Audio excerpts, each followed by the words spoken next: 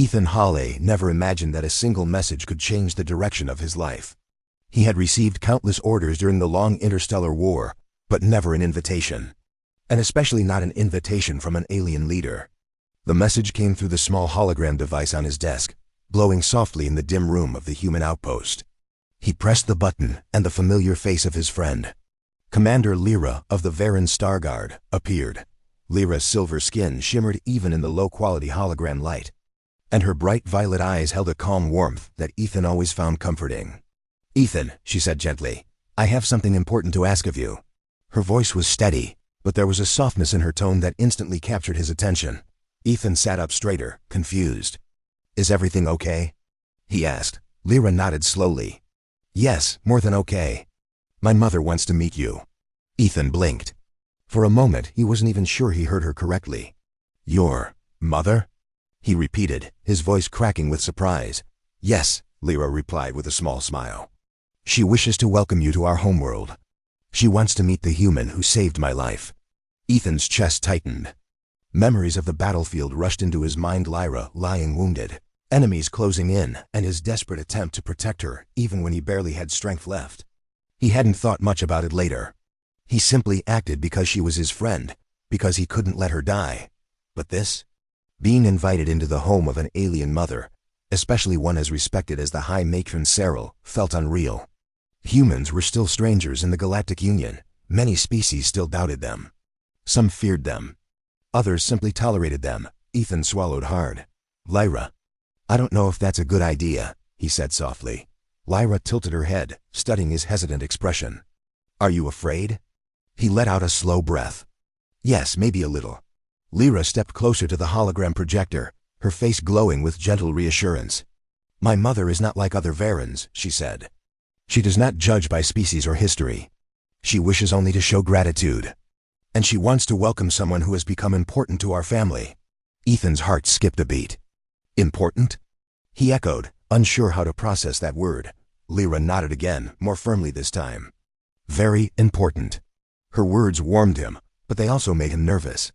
Humans didn't often receive words like that, especially from alien leaders. Ethan rubbed his forehead, feeling the weight of responsibility pressing down. "What if I do something wrong?" he asked. "What if I break a rule? What if I insult her without meaning to?" Lyra's expression softened even more. "Ethan, you saved my life. You protected our people when you didn't have to. You stood with us when many humans chose fear. My mother will not look at your mistakes. She will look at your heart." Ethan looked down, suddenly feeling small. He wasn't used to being seen that way. On Earth, he was just another soldier. Just another man trying to survive.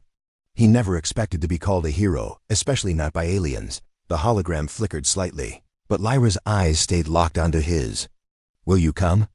she asked. Ethan didn't answer immediately. He needed time to breathe, to think. The invitation felt heavy, more meaningful than anything he was prepared for. Visiting her homeworld meant stepping into a new world, a world where he might not belong, yet something inside him, something quiet but strong, whispered that maybe he needed this. Maybe he needed a place where someone believed in him. Maybe he needed to see what future friendship between species could look like. Finally, he nodded. "Okay," he whispered. "I'll come." Lyra's face lit up with relief and joy. "Thank you, Ethan. I knew you would." As the hologram faded, Ethan sat alone in the silence of his room, staring at the empty air where her image had been. His heart was beating fast, but not from fear alone. There was something else, hope, maybe. Or the feeling that he was walking toward a destiny he never expected. He whispered to himself, "What am I getting into?" But deep down, he knew he had already made the right choice. The starship descended slowly through the shimmering atmosphere of Varea. Ethan pressed his hands against the cold glass of the observation deck, trying to steady his racing heart. He had seen alien worlds before, of course, but none like this. Vera was alive. It breathed with light. The forests floated, glowing softly in blues and greens, and the rivers sparkled as if liquid starlight flowed through them. The air itself seemed to hum with gentle music, though there were no instruments, no sound he could hear. It was as if the planet was singing a song meant only for the heart. Lyra stood beside him, her silver skin catching the glow of the world below. "It is beautiful," Ethan whispered, almost to himself. "I've never seen anything like this." Lyra smiled faintly. "It is my home," she said softly. "And soon, it could be yours too. If you allow it." Ethan swallowed, his throat dry. He wanted to believe her words, but fear lingered. Humans were still new to this galaxy. Many species had looked upon them with suspicion, even anger. Humans had made mistakes, some of them grave. How could he, one human, ever feel like he truly belonged here, among a species that had lived in peace for millennia? As the ship glided closer, he noticed the structures rising above the glowing forests. They were unlike anything he had seen before, towers made of crystalline vines that spiraled into the sky, their surfaces reflecting colors he could not name. Bridges of light connected them, and gardens floated in the air, filled with plants that shimmered and moved gently, as if alive. The sheer beauty of it made Ethan's chest ache. He felt both awe and inadequacy. "You'll see soon," Lyra said, her voice calm but encouraging. "My mother's home is simple, by Veran standards, but it holds all the warmth of our people." The ship finally landed on a platform that glowed softly under its own energy. Ethan stepped out, feeling the soft, luminous air brushing against his skin. It was cooler than Earth, yet comfortable, and it smelled faintly sweet, like honey mixed with morning rain. Every breath filled him with a strange kind of peace, but it also made the fear in his chest grow heavier. He was about to step into the home of a Veran matron, someone who had ruled with wisdom for decades, and he was still just a human soldier. Barely understanding their customs, Lyra extended her hand, and Ethan took it hesitantly. Her touch was warm, grounding him amidst the strange beauty. "It will be okay," she whispered. They walked together across a bridge of light that connected to a structure more radiant than anything Ethan had imagined. The building seemed alive, pulsating gently in response to their steps. It was tall, elegant, and delicate, yet strong. The entrance opened as if it had been expecting them. Ethan hesitated for a fraction of a second before stepping inside, feeling as if he was crossing a threshold into another world entirely. Inside, the space was filled with glowing walls that shifted color based on emotion. The soft gold of welcome washed over them first, and Ethan could feel the subtle warmth in the air, almost like the building itself was breathing. He glanced at Lyra. Her eyes were wide, but there was no fear, only calm certainty. "It is beautiful," he whispered again, though this time it carried awe and wonder. Lyra nodded, her hand still in his. "It is more than beauty. It is life, Ethan. And it will accept you, if you accept it." Ethan swallowed hard.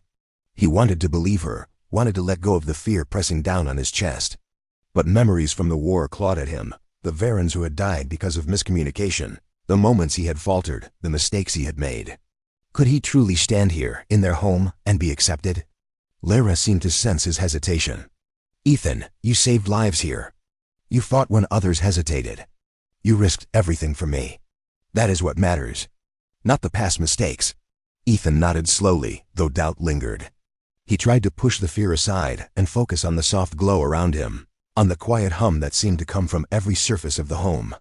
For the first time, he realized that this world was not just beautiful, it was alive with kindness, patience, and understanding.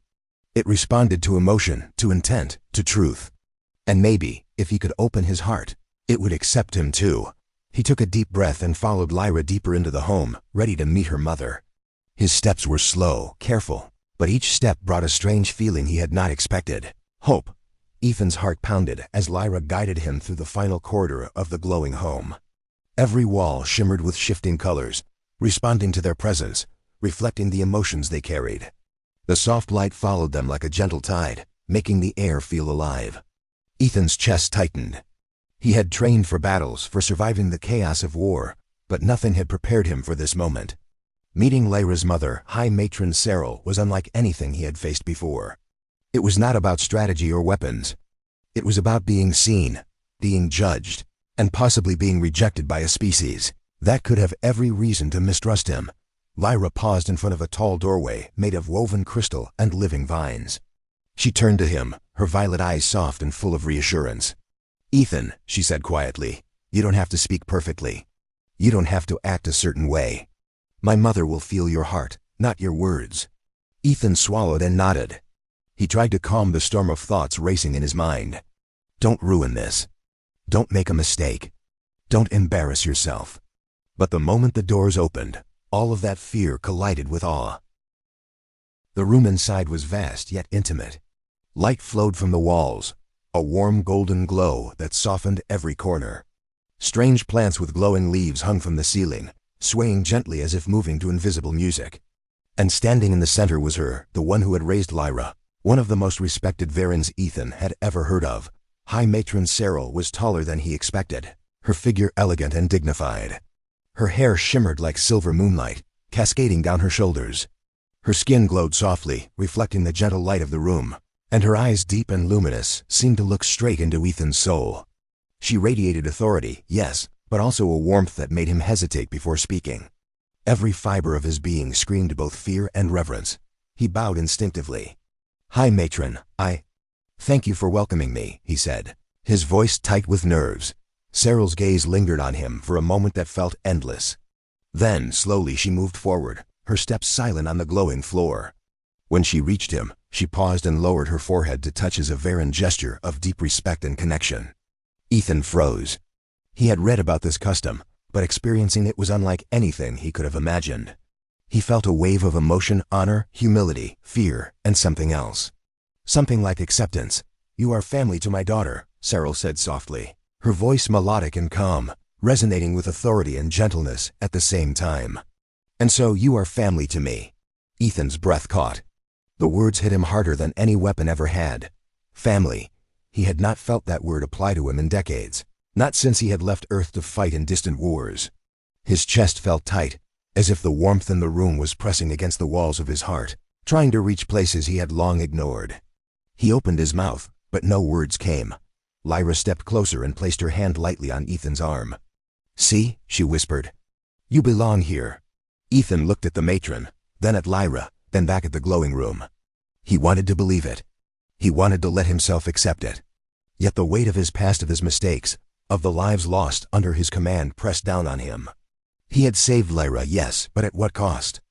And could he really be trusted in this world that already seemed too beautiful, too perfect, too alien? Cyril seemed to read his thoughts. She reached out and touched his shoulder, her glow pulsing softly with emotion. "We feel your heart," she said. "We know your fears. We have seen your actions. It is not perfection we seek, it is truth. And your truth brought hope, courage, and life where there could have been only despair." Ethan felt his eyes sting. He had trained himself to hide feelings in the battlefield, to suppress the guilt, the shame, the vulnerability. And yet here, in this alien home, under the eyes of a mother who had every right to reject him, he felt something he had not felt in years, the possibility of being accepted despite his flaws. Lyra squeezed his arm gently. "You are not here as a guest, Ethan," she said, her voice soft, almost a whisper. "You are here because you are part of our family. My mother sees it. I see it. And soon you must see it too." Ethan swallowed, his throat tight, and nodded slowly. For the first time, he realized that this meeting was not just about gratitude. It was about connection, about bridging the gap between humans and Varens. It was about trust, and the fragile, beautiful way two very different species could come together in understanding. He straightened, drawing a deep breath. "Thank you," he said, voice trembling slightly, but full of sincerity. I will try to be worthy of this welcome." Cyril inclined her head gracefully. "You already are," she said simply. And in her eyes, Ethan saw something that went beyond words: acceptance, warmth, and the gentle promise of a home he had never dared to imagine. The glow of Cyril's home surrounded Ethan, comforting yet overwhelming. He followed Lyra deeper into the house, past walls that seemed to breathe, past gardens that floated gently in midair. Every step made him feel smaller, more aware of the human flaws he carried like a shadow. The kindness in the room was almost painful. He was not used to it. Humans rarely offered this kind of acceptance, especially not to someone like him. Someone who had made mistakes that still haunted him at night. Lyra led him to a wide table, where food shimmered on crystal plates, glowing softly with energy that reflected the eater's mood. The aromas were gentle, sweet and strange, yet familiar in an impossible way. Ethan sat slowly, his hands trembling slightly. He wanted to taste it, to join them, but his mind was elsewhere, tangled in memories he could not escape. He remembered the war. The moments when fear had overridden strategy. The misread signals. The Viren soldiers who had died because he hesitated. He had thought he was doing the right thing, yet the thought of those lives lost made his chest tighten even now. And yet here he was, in the home of one of their most respected leaders. being treated not as a stranger or soldier to be judged, but as a guest, a human worthy of respect. High Matron Cyril approached the table slowly. Her presence alone calmed the room, her gentle glow spreading warmth that seemed to reach even the deepest corners of his soul. She observed him with quiet patience, her eyes soft yet piercing. Ethan could feel her understanding him in ways he could not explain. She knew, and he could not hide anything from her. "You carry guilt, child," Cyril said softly, her voice like a melodic echo that resonated in his chest. Ethan stiffened. He looked down, ashamed. I don't deserve your welcome," he admitted, his voice low and uncertain. "I've made mistakes. Terrible mistakes. I misread signals. I failed some of your people. Some of them died because of me. How can you accept me when I am not worthy?" Lyra reached for his hand, squeezing it gently. Her eyes were full of concern, but she let him speak. She knew he needed to say it aloud. Cyril stepped closer, her glow intensifying slightly, bathing the table in a soft silver light. "We know," she said calmly. "We have seen your actions, your struggles, your fears. Do not think we are blind to your mistakes. But we are not here to judge you by your errors alone." Ethan felt a lump in his throat. His chest ached as if the guilt had found a physical form, pressing down on him. He had spent years hiding it, suppressing it, telling himself that all he could do was keep moving forward, keep fighting. Yet now here, it seemed impossible to hide. And yet for the first time, he felt like he could be seen without being destroyed. "You think that your mistakes define you," Cyril continued, her voice gentle but firm. "But they do not. What defines you is your choice to rise above them, to act despite fear, to protect others even when it is difficult. You saved my daughter when many would have turned away. That is not forgetfulness of the past, it is courage that moves beyond it." Ethan swallowed, his throat tight. He had never heard words like this before. Forgiveness, understanding, recognition, all spoken with such calm certainty by someone who had every right to judge him harshly. The weight of his guilt pressed on him still, but now it mingled with something else. Relief, a tiny spark of hope he had not felt in years. Lyra's soft voice joined hers. "Ethan, you are not here because you are perfect. You are here because you grew, because you chose to be better. And that choice is more important than all the mistakes you carry." Ethan felt tears welling up, unbidden. He tried to blink them away, but they fell freely, leaving streaks he didn't care to hide. Cyril placed a hand on his shoulder, warm and reassuring, and Lyra leaned closer, offering quiet support. For the first time, he realized that he was not alone in carrying the weight of his past. And that maybe, just maybe, he didn't have to carry it forever. The room seemed to hum around him, the walls reflecting not fear or doubt, but acceptance. Ethan took a deep, shaky breath. For the first time in years, he felt the faint stirring of peace, fragile, uncertain, but real. He met Cyril's gaze, and in that glowing, calm presence, he saw the possibility of a new beginning. Not just for himself, but for the bond between humans and Varens, a bridge of trust, built not on perfection, but on courage, understanding, and heart. Ethan knew he could not erase the past. He could not undo the mistakes he had made. But perhaps here, among these beings who chose to see his truth, he could start to learn how to forgive himself. And in that moment, sitting in the gentle glow of Cyril's home, with Lyra's hand in his and her mother's warmth surrounding him, he felt something he had not felt in a long time, the quiet, powerful, fragile hope of belonging. The soft glow of Cyril's home surrounded them like a protective cocoon. Ethan sat at the luminous table, his hands wrapped around a warm, glowing cup. He stared into it, as if the swirling light inside could somehow give him answers he could not find in words. He had never felt so small, so exposed, yet so strangely safe. Every fiber of his being seemed to hum with tension, and yet the room itself seemed to breathe alongside him, sensing his turmoil. Cyril moved closer, her footsteps quiet, but each one seemed to echo with power and understanding. She placed a gentle hand on Ethan's arm. The warmth of her touch was almost overwhelming, but not in a frightening way. It felt reassuring. Somehow she could feel the storm of guilt and doubt he carried, and instead of judgment, she met it with calm patience. "You think you are unworthy," Cyril said softly.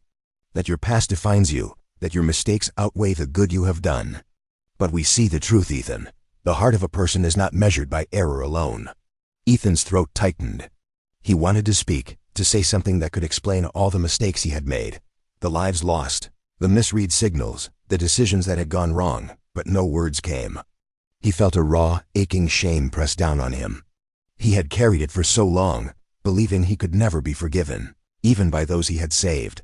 Lyra knelt beside him, her silver glow mingling with the warm gold of the room. "Ethan," she said gently, "you saved my life. You risked everything without thinking of yourself. And not just mine, so many others owed their lives to your courage. That is who you are, not the mistakes you remember." Ethan looked at her, his eyes wet, but he could not stop the tremor in his voice. "But so many died, Lyra. I thought I was helping, but I failed some of them. I don't deserve to be here, to be welcomed like this." Sarah leaned down slightly, her glowing eyes meeting his. "Ethan, you are not measured by what you failed to do, but by what you chose to do when it mattered most. You chose life. You chose to protect. You chose courage over fear, even when fear was easier. That choice, that is everything." Ethan swallowed hard. For the first time in years, he felt the edge of hope. Yet guilt still gnawed at him. "And what if I make the wrong choice again?" he whispered.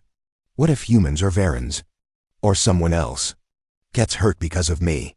Cyril's hands moved to his cheeks, warm and steady.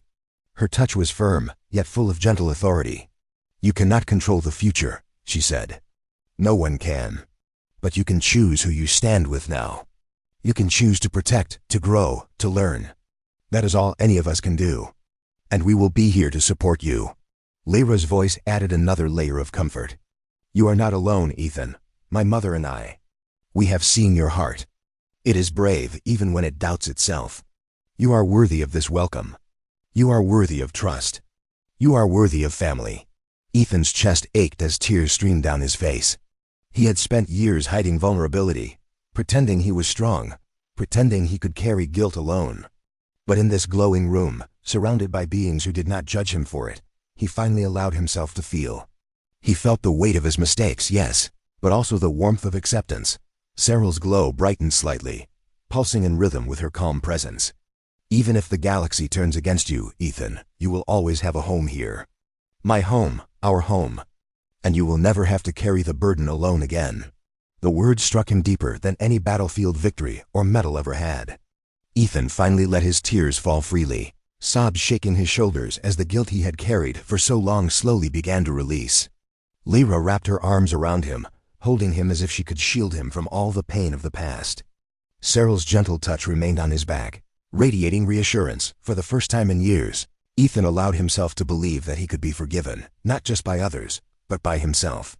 The room's glow shifted, bathing them in soft silver and gold, as if the home itself was celebrating his acceptance, his courage, his humanity. Ethan lifted his head and met Cyril's eyes. The warmth, the understanding, the simple truth of her words filled a space in his chest that had been empty for too long. "Thank you," he whispered, voice breaking but sincere. I will try to be worthy of this. I will try to be better." Cyril inclined her head, a small smile touching her lips. "You already are. Ethan, you already are." And in that quiet, glowing room, Ethan felt something fragile and precious grow inside him, a hope he had never dared to dream of. A belief that perhaps humans and Varens could be more than allies in war. They could be family in peace. For the first time in years, Ethan Hale felt that he truly belonged. The quiet of Cyril's home felt like a gentle wave against Ethan's chest. But beneath that calm, a storm of fear still raged. He had let go of some guilt, allowed himself to feel acceptance and warmth, but one thought refused to leave him. What if I fail again? He stared out a window of shimmering crystal that overlooked Vera's floating gardens. The stars beyond were bright and endless, yet they did nothing to calm the fear that gripped him. What if humans and Varens made a mistake? What if war came again, and he was the reason lives were lost? His hands clenched into fists and his shoulders to Sci-Fi. Lyra came to his side, sensing the return of his worry. "Ethan?" she asked softly. "You're thinking too far ahead. This is not about what may happen. It's about what is happening now." Ethan shook his head. "I can't stop thinking about it," he admitted. "What if I hurt your people again? What if humans make a mistake?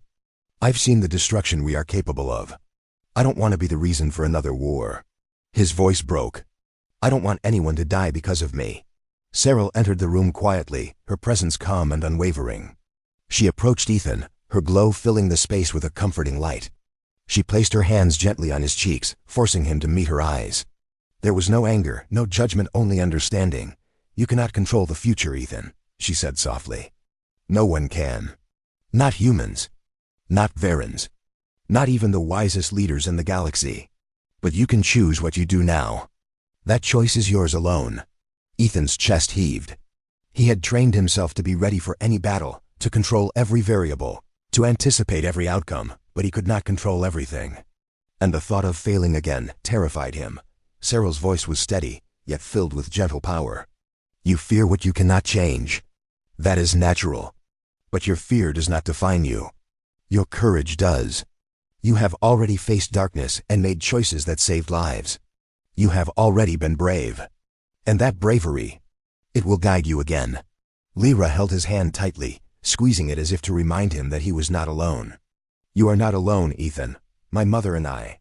We trust you. We believe in you. You've done more than you know.